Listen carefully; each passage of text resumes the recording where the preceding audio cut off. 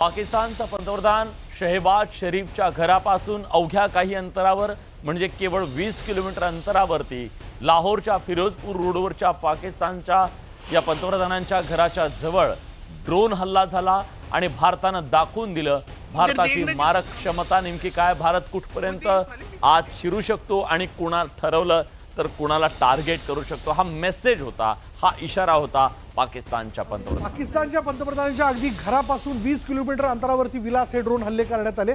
पण ठरवलं असतं तर अधिक 20 किलोमीटर आपण पुढेही जाऊ शकलो असतो, ही तितकंच पण विशाल याच्यामध्ये असं झालं की पाकच्या पंतप्रधानांना तळ शोधावा लागला, सुरक्षित ठिकाणी हलवावं लागलं आणि जी दहशत निर्माण झालेली आहे त्यांच्या मनामध्ये, हे जे सगळे दहशतवादी होते त्यांच्या मनामध्ये आणि मुल्ला मुनीर जो त्यांचा संरक्षणाचा सगळा मेन कणा आहे, जो आता लीडर आहे पाकिस्तानचा, स्वतःला सुभेदार समजतो, हो, आणि त्याच्या सुद्धा मनामध्ये आता भीतीचं काहूर आहे। तर पाकिस्तानचा लष्कर प्रमुख जनरल असीम मुनीरची उचलबांगडी होण्याची शक्यता आहे, कारण पाकिस्तानच्या सैन्यात असीम मुनीर विरोधात बंडाळी समोर आली आहे। लष्करातील काही वरिष्ठ अधिकारी त्याच्या राजीनाम्याची मागणी करतायत, त्यामुळे पाकिस्तान लष्करात खांदेपालट होण्याची शक्यता आहे। तर आसिम मुनीरच्या जागी लेफ्टनंट जनरल साहिर शमशाद मिर्झा पाकिस्तानचा नवा लष्कर प्रमुख म्हणून नियुक्त होण्याची शक्यता आहे। विचार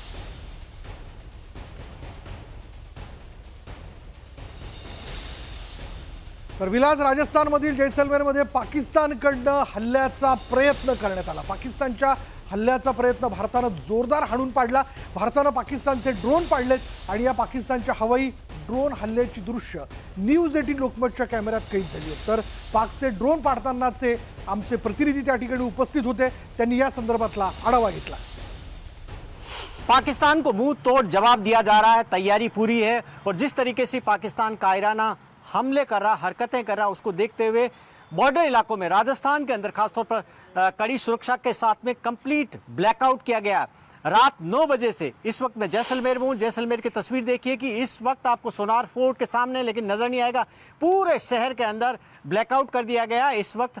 और अब ये सुबह 4 बजे तक रहेगा। सिर्फ जैसलमेर ही नहीं, बाड़मेर, बीकानेर, श्रीगंगानगर, फलौदी और जोधपुर के अंदर भी ब्लैकआउट रहेगा, जिससे कि दुश्मन किसी तरीके का यहाँ पर हमला करने की हिम्मत नहीं कर पाए।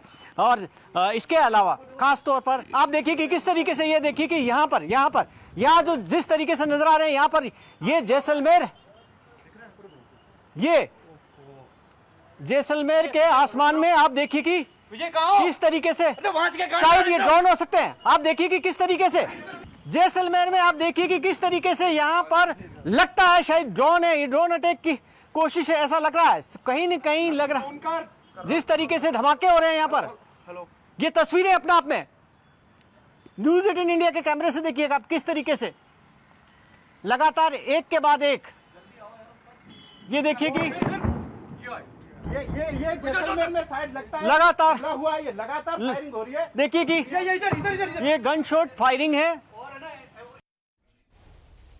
तर अतिशय धैर्यानं आपले रिपोर्टर्स रात्रभर हे सगळं रिपोर्टिंग करत होते फील्डवरून, त्या बॅटल फील्डवरून हे रिपोर्टिंग करत होते, जेव्हा की त्यांच्या आजूबाजूला हे बॉम्बगोळे तोफा धडाडत होत्या आणि एकीकडे भारतीय लष्करानं पाकिस्तानच्या हवाई हल्ल्याला चोख प्रत्युत्तर दिलं, तर दुसरीकडे भारतीय सीमा सुरक्षा दलानं पाकिस्तानच्या दहशतवाद्यांचा घुसखोरीचा प्रयत्न हाणून पाडला। जम्मू काश्मीरच्या सांबा सेक्टरमध्ये पाकिस्तानी दहशतवादींना रात्रीच्या सुमारास घुसखोरी करण्याचा नापाक प्रयत्न केला। मात्र भारताच्या सीमा सुरक्षा दलाच्या जवानांनी केलेल्या कारवाईत अनेक दहशतवादी ठार झाल्याची माहिती सूत्रांनी दिली आहे। त्याच्यामुळे एकीकडे हवाई हल्ले अपयशी ठरले, दुसरीकडे जमिनी स्तरावरती LOC वरती जोरदार त्यांनी शेलिंग केलं, तर तिसरीकडे दहशतवादी देखील घुसवण्याचा त्यांचा प्रयत्न होता, पण तो देखील भारतीय सैन्यानं हाणून पाडला।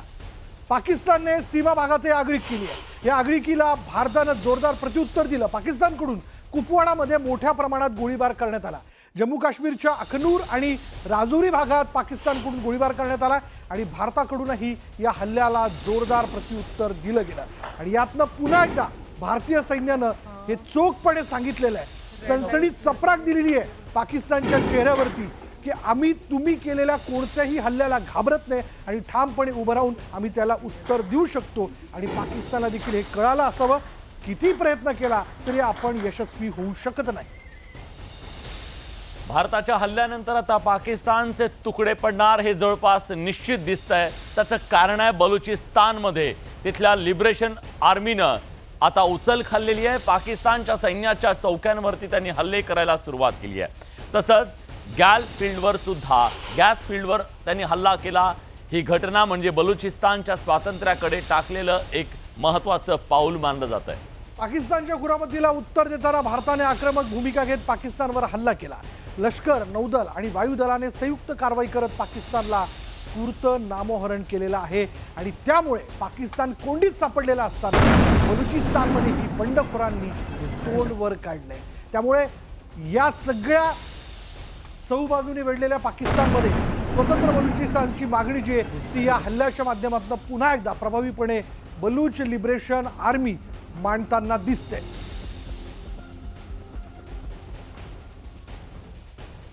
पाकिस्ताननं भारताच्या विविध शहरांवर ड्रोन आणि मिसाईल हल्ले काल रात्रभर करण्याचा प्रयत्न केला खरा, पण त्यांचा काही उपयोग झाला नाहीये.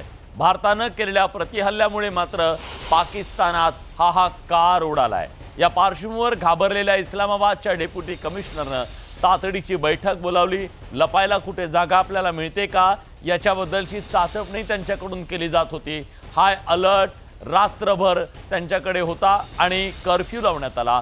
या बैठकीत इस्लामाबाद शहरात विविध ठिकाणी धोक्याची सूचना देणारे सायरन रात्रभर वाजत होते. अख्खा पाकिस्तान रात्रभर जागून काढत होता, कारण कधी कुठून कशा प्रकारे हल्ला होईल याचा त्यांना नेम नव्हता. प्रचंड दहशत संपूर्ण पाकिस्तानच्या शहरांमध्ये, प्रमुख शहरांमध्ये होती. तसंच हल्ल्याच्या वेळी नागरिकांना लपण्यासाठी बंकर तयार करण्यात आल्याची माहिती देण्यात आली.